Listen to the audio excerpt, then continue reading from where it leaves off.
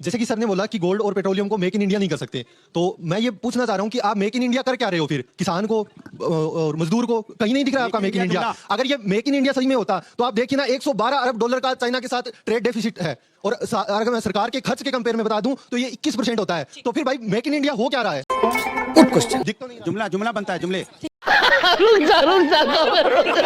मेरा कहना ये है कि अभी हाल ही में हमारे देश में 5 राज्यों में चुनाव हुए। उस टाइम पे तो खूब जेट आए, एरोप्लेन आए, सब कुछ हुआ, पर चुनाव शपथ के 2 दिन बाद ऐसा क्या हो गया कि 1965 में जब भुखमरी आई, तब लाल बहादुर शास्त्री जी ने खुद पहले अन्न छोड़ा, हफ्ते में 1 दिन खाना छोड़ा, उसके बाद उन्होंने लोगों से अपील करी। आज जब मतलब मोदी जी ने जब 7 अपीलें की, उसमें से एक अपील थी कि हमें विदेश जाना कम करना चाहिए। आज सुबह सुबह ही वो विदेश निकल। सवाल जो है आपसे है अजय आलोक जी, आपने कहा कि मोदी जी का बहुत वर्चस्व है। कल ही वेडनेसडे को हमारा जहाज कार्गो शिप उसको ड्रोन अटैक में वो ध्वस्त हो गया और सिंक हो गया, और आपकी 3 बार से सरकार है, आपने एक बार भी अपनी इंश्योरेंस कंपनी जो अपनी देश की कंपनी होती है आपने नहीं बनाया है। आपने 12 मई 26 को जाके BMI बनाया है, तो अभी तक आप कहाँ थे? अरे बाप रे, ये तो धोती खोल रहा है। क्वेश्चन है कि जब 2010 और 2014 में भी कांग्रेस की रूल थे, मनमोहन सिंह प्राइम मिनिस्टर थे, तब भी प्राइसेस बढ़े गए थे इंटरनेशनल पॉलिटिकल टेंशन की वजह से। तो ये ब्लेम करना कि बीजेपी के आने के बाद अभी प्राइसेस बढ़ रहे हैं, उस टाइम भी बढ़े गए थे। कौन है?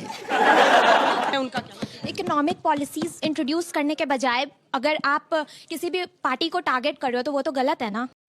अच्छा अभी पता चल जाएगा। 2 मिनट। जब सहयोग की बात आएगी तो सभी लोग, आप और जनता सब सहयोग करेगी, और जवाबदेही तय कौन करेगा? सरकार में जो है उसी की जवाबदेही होगी ना।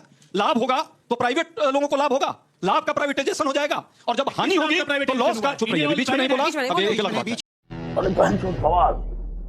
में नहीं। और जब हानि होगी तो उसका लॉस जो होगा, उसका सबको जो है राष्ट्रीयकरण हो जाएगा। ये चल रहा है, ये पॉलिसी चल रही है इस देश में। 65% जो तेल अभी है, बाहर से जो तेल आ रहा है, 65% हमारे उपयोग में है, और 35% अभी भी है प्राइवेट कंपनी देश से विदेश भेज रही है रिफाइनिंग करके, और उसका लाभ कमा रही है। क्यों नहीं मोदी जी को पहले उसको रोकना चाहिए था इस देश? तो लेने के देने पड़ गए। तो हेलो एवरीवन, स्वागत है आज का डिबेट वीडियो में। दोस्तों, वीडियो क्लिप देख के पता चल ही गया होगा कि वीडियो कैसा होने वाला है। आज का वीडियो पेट्रोल डीजल के दम पर और आत्मनिर्भर भारत पे होने वाली है, जिसमें देश की जनता पेट्रोल डीजल बचाने में लगी हुई है, लेकिन देश की महामानव अगले ही दिन विदेश निकल जाते हैं। देश को बचाने का ठेका केवल और केवल जनता को ही है, और बाकी 2-3 बिजनेसमैनों को मुनाफा कमाना। तो आज इन्हीं सब मुद्दों को लेकर देश की जेएनजीओ ने भाजपा प्रवक्ता की गले पकड़ लिया है। साथ ही कांग्रेस प्रवक्ता अजय उपाध्याय ने भी भाजपा की बैंड बजा दिया है। तो वीडियो बहुत ही मज़ेदार होने वाला है, लास्ट तक बने रहना। तो आइए वीडियो को करते हैं स्टार्ट।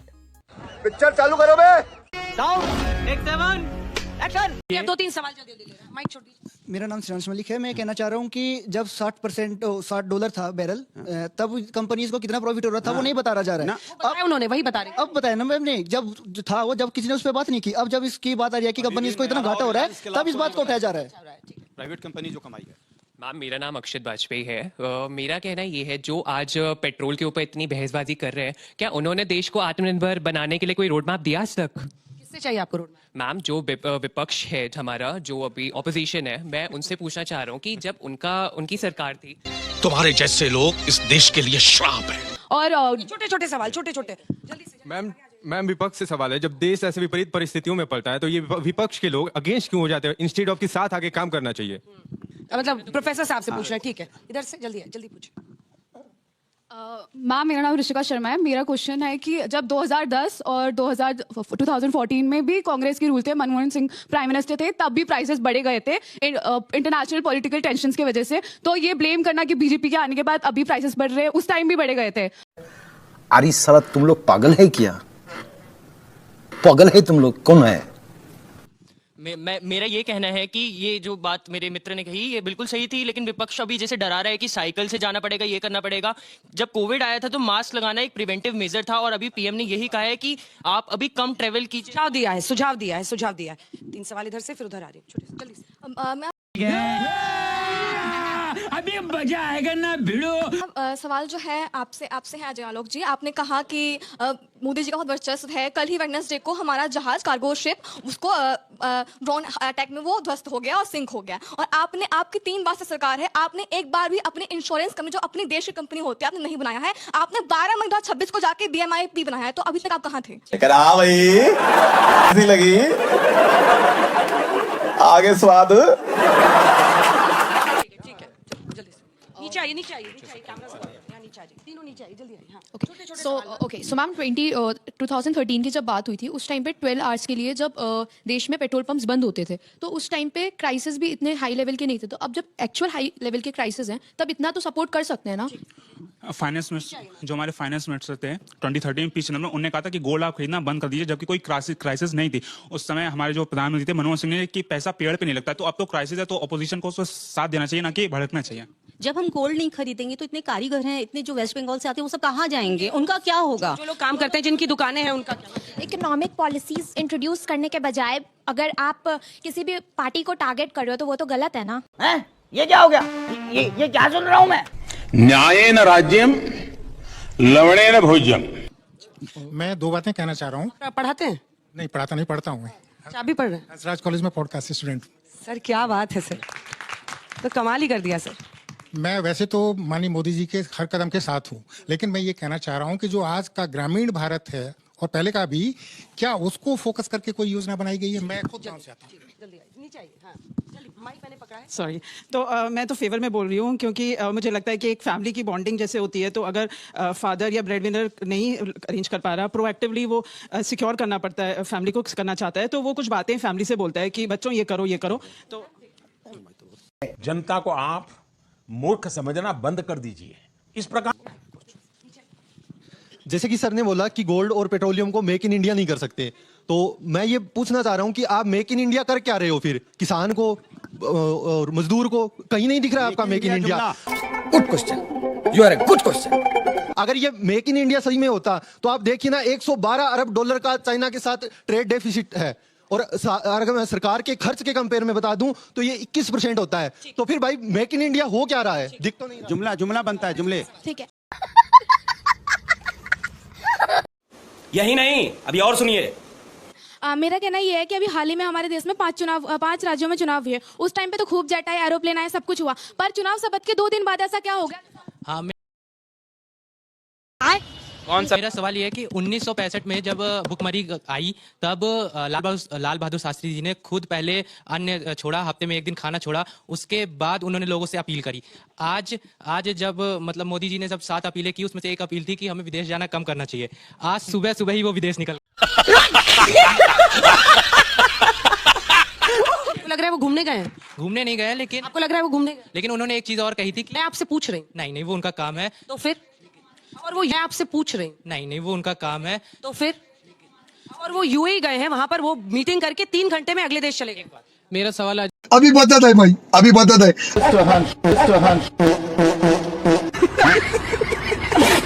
आलोक जी से युद्ध शुरू होने से पहले ही रुपया 90 तक पहुंच गया था प्रति डॉलर, और अभी भी लगातार रुपया डॉलर के प्रति गिर रहा है। तो क्या 100 रुपए प्रति डॉलर का शतक इनके कार्यकाल में ही हो जाएगा या उसके लिए हमको समय मिलेगा? सेंचुरी लगाने वाले हैं कि अजय आलोक जी जवाब दीजिए। चलिए आप इसे शुरू करते हैं, क्योंकि इधर के जो सवाल थे वो आप ही के लिए थे। देखिए बच्चे भी ये सवाल पूछ रहे हैं। 4 मई प्रॉब्लम आई। देखिए, कोई 4 मई प्रॉब्लम नहीं आई, प्रॉब्लम अभी आया नहीं है, प्रॉब्लम आने की आशंका है, जिसकी बात प्रधानमंत्री कर रहे हैं। आशान्वित होना देश में हमेशा सबको चाहिए, और डिप्रेसिव थॉट की कोई जगह नहीं होनी चाहिए। समस्या का समाधान होना चाहिए, ना कि समस्या को बढ़ाने का प्रयास होना चाहिए। फर्क उनमें और हम में यही है। रुपया चुप है। जहां तक रुपया जहां तक गिरता हुआ रुपया है, हम बार बार ये कह रहे हैं, कैलकुलेट कीजिए। हमारा सबसे बड़ा रीजन है गिरता हुआ रुपया का हमारा फॉरेन एक्सचेंज रिजर्व। अगर हमारा फॉरेन एक्सचेंज रिजर्व घटेगा, हमारा रुपया गिरेगा। फॉरेन एक्सचेंज रिजर्व में क्या ये जायज है कि पिछले 1 साल में 24 बिलियन डॉलर से, और 38 बिलियन डॉलर से 71 बिलियन डॉलर हम सिर्फ गोल्ड इंपोर्ट कर रहे हैं? हमारा रुपया गिरेगा क्योंकि हम 135 बिलियन डॉलर का अप्रोक्सीमेटली ऑयल इंपोर्ट कर रहे हैं, जो करना ही है हमें। कोई उपाय नहीं है हमारे पास। मैंने बोला कितने तेजस्वी लोग हैं हमारे पास, कितने शानदार विचार रखते हैं जी। ना तेल तो प्रोड्यूस कर नहीं सकते, अपनी आदतों पे कंट्रोल कर सकते हैं। गोल्ड की नहीं, मैडम ने बहुत इंपॉर्टेंट बात बोली थी कि 1 करोड़ कारीगर है। मैं मानता हूं 1 से 1.5 करोड़, 1 से 1.5 करोड़ कारीगर उनका क्या जाएगा? बहुत जल्दी रिजर्व बैंक पॉलिसी लेके आ रही है, हम लोग गोल्ड रिसाइकलिंग शुरू कर सकते हैं। एक अनुमान के तहत बता दूं, भारत में इस वक्त 30,000 करोड़ टन सोना बैंक में रखा हुआ है। 30,000। फेंको अपनी पूरी शक्ति के साथ फेंको। ज्वेलरी का हटा दीजिए, तो सिर्फ बिस्किट और कॉइन के फॉर्म में अप्रोक्सीमेटली 5,000 टन सोना है। अगर उसको हम निकाल के रिसाइकल कर सके तो सारे मजदूरों की प्रॉब्लम सॉल्व हो जाएगी। हमें गोल्ड इंपोर्ट नहीं करना पड़ेगा। विजन होना चाहिए ना, तो वहां विजन नहीं है ना। तू तो गया बेटे। बच्चों ने बहुत अच्छा प्रश्न किया है। जो कह रहे हैं कि विपक्ष क्यों नहीं ऐसे वक्त पर, ये संकट एकदम संकट के समय पूरा देश, एक नागरिक, पक्ष और विपक्ष नहीं, सभी लोग साथ रहे और रहेंगे। लेकिन जब सहयोग की बात आएगी तो सभी लोग, आप और जनता सब सहयोग करेगी, और जवाबदेही तय कौन करेगा? सरकार में जो है उसी की जवाबदेही होगी ना। लाभ होगा तो प्राइवेट लोगों को लाभ होगा, लाभ का प्राइवेटाइजेशन हो जाएगा, और जब हानि होगी तो लॉस का। चुप रहिए, बीच में नहीं बोला, अब ये गलत बात है। बीच में नहीं। और जब अरे बाप रे, ये तो धोती खोल रहा है। हानि होगी तो उसका लॉस जो होगा उसका सबको जो है राष्ट्रीयकरण हो जाएगा। ये चल रहा है, ये पॉलिसी चल रही है इस देश में। 65% जो तेल अभी है, बाहर से जो तेल आ रहा है, 65% हमारे उपयोग में है, और 35% अभी भी प्राइवेट कंपनी देश से विदेश भेज रही है रिफाइनिंग करके, और उसका लाभ कमा रही है। क्यों नहीं मोदी जी को पहले उसको रोकना चाहिए था इस देश नहीं। देश के लोगों का तो तेल आप बढ़ा रहे हो, उनका तेल कर रहे हो, और ये प्राइवेट कंपनी न्यारा और रिलायंस का क्यों नहीं, कितना लाभ हुआ? आज जब जरूरत संकट में है उसको भी उसका लाभ का जो चीजें होनी चाहिए। 16 लाख करोड़ रुपए का जो आपने राइट ऑफ किया उसको प्राइवेट कारपोरेट को क्यों किया? कारपोरेट टैक्स 1,45,000 करोड़ आपने क्यों कम कर दिया? 12% विश्व में 2 देशों का करेंसी सबसे ज्यादा डिवेल्यूएट हुआ है एक साल में, तुर्की है और दूसरा भारत है। इस पर चर्चा क्यों नहीं होनी चाहिए?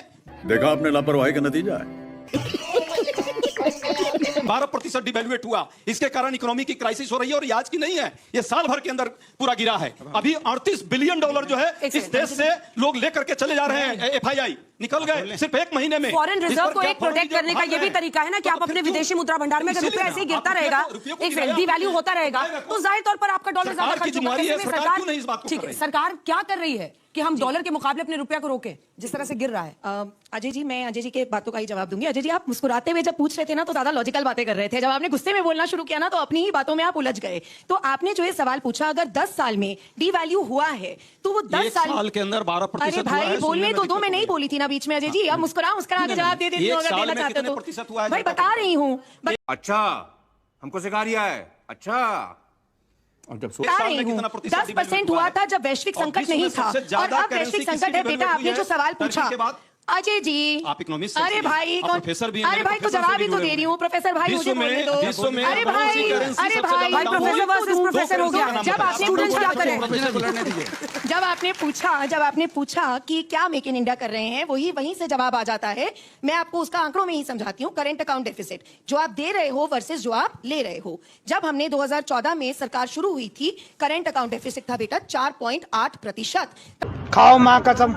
अब हम जो था वो ज्यादा ले रहे थे, और इतना मतलब हमारा डेफिसिट इतना बड़ा था, और अब 27 फरवरी को हमारा डेफिसिट था 1.2%। तो मेक इन इंडिया से ही तो वो बना के बाहर दिया। अब जो चीजें ले रहे हैं वो तो यहाँ है ही नहीं ना, तेल, गोल्ड, ये सब कैसे प्रोड्यूस कर ले? जैसे भाई प्रकार की बचकाना बातें किसी के गले नहीं उतरती, लोग मजाक उड़ा। ने कहा सोने से थोड़ी नहीं, मैं अभी हो गया, जल्दी है, टाइम कम नहीं, है। चलो आप बोलो। देखिए, अब सवाल ये है, तो अजय जी की बात का जवाब ये था, अजय जी की बात का जवाब ये था, वो तेल एक्सपोर्ट कर रहे हैं, उस पे टैक्स कमा रहे हैं, उससे इंफ्रास्ट्रक्चर ग्रोथ कर रहे हैं। अच्छा, सवाल ये है, चलिए आपकी बात मान ली, गोल्ड आप नहीं बना पाते यहाँ पे, आप तेल, कच्चा तेल यहाँ नहीं पैदा कर पाते। सुनिए ना, बात बोलने दीजिए, अरे बोलने दीजिए भाई, अभी आधी बात, चलिए माना आपकी, अरे सुन तो लीजिए भाई। देखिए, माना आपकी बात, लेकिन आप कहते हो ईवी गाड़ी पे, आप ईवी गाड़ियां चलेंगी। आप कम से कम अगर यहां से किसी भी हाईवे पे चले जाओ, आपने चार्जिंग पॉइंट भी नहीं लगा पाए। ये भी नहीं लगा पाते क्या आप? इसमें भी क्या हमको, एक बात सुनिए, वो भी नहीं लगा पाए आज तक। आप चले जाइए किसी उसके बाद अरे देखो, मैं आपके बीच में नहीं बोला, आप सुन लीजिए मेरी बात। सबको पता है कि ईवी गाड़ी, आप जब पेट्रोल डीजल महंगा होगा तो ईवी गाड़ी पे चलने की आप नसीहत देंगे। ईवी गाड़ी पे लोग चलेंगे तो ईवी गाड़ी कैसे चलेगी? आपको पता है कि उसके चार्जिंग पॉइंट कहां है, और उसके ऊपर 70 to 75% उसमें जो बैटरी में चार्ज होने के लिए लिथियम, कोबाल्ट, निकल जो उसमें लगता है ना, वो भी चाइना से इंपोर्ट करना पड़ता है। आपने ऐसी कौन सी चीज की है देश के अंदर में जो देश को मेड इन इंडिया करते रहे? आप तो, और तो चाइना से क्या नहीं इंपोर्ट करते बताइए? आप कपड़े तक इंपोर्ट करने लगे हो। सोचो आप हर चीज चाइना से इंपोर्ट कर रहे हो, जैसे उसने बताया भी उन्होंने, तो हर चीज आप विदेश से इंपोर्ट कर रहे हो। और जब आप आए थे तब क्या कहते थे? मेक इन इंडिया होगा, डिजिटल। दोस्तों, जैसा कि आप वीडियो में देख ही लिए हो कि आत्मनिर्भर भारत में मेक इन इंडिया भाजपा का योजना में कपड़े तक चाइना से लाना पड़ता है। आखिर भाजपा वाले मेक इन इंडिया में बनाते क्या हैं, कमेंट में ज़रूर बताना। तो आज का वीडियो बस इतना ही, मिलते हैं नेक्स्ट वीडियो में, तब तक के लिए bye. Thank you for being here, बहुत बहुत धन्यवाद।